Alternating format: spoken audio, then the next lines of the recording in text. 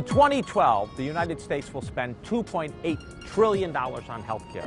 Now, I've gone around to investors, to academic experts, and the one thing I can be sure is almost no one has any idea how big $2.8 trillion is. So I like to use a lot of analogies to communicate the size of how much America spends on health care.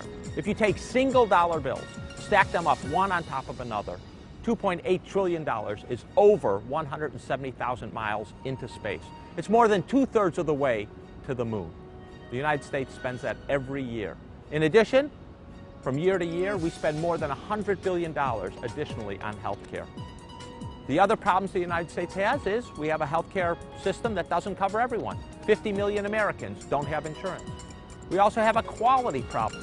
We have peaks of greatness in our country, but we also have valleys that we're not very proud of.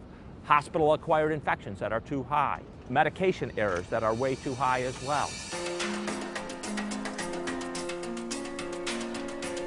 I'm Ezekiel Emanuel. From January 2009 to January 2011, I worked in the Obama White House on health care reform and helping craft the Affordable Care Act. I'm now a chairman of the Department of Medical Ethics and Health Policy at the University of Pennsylvania. I've written a book on health care reform called Health Care Guaranteed. I also write for the New York Times about health care problems. This course is going to address the problems of cost, access, and quality, as well as the problem of medical malpractice. We're then going to look at the history of trying to reform the healthcare system in the United States, and we're going to end with an in-depth look at the Affordable Care Act and healthcare reform, what it means for the problems the system has, as well as things like innovation and the delivery system and the care you might receive.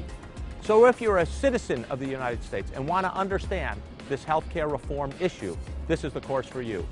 If you're a healthcare provider, a doctor or a nurse or a pharmacist, and you want to understand what healthcare reform will mean for your practice over the next decade, you'll learn it in this course. Finally, if you're overseas and you want to understand how the United States addresses its healthcare issues, you'll learn it here. We look forward to having you in our course to understand the American healthcare system and the future under healthcare reform.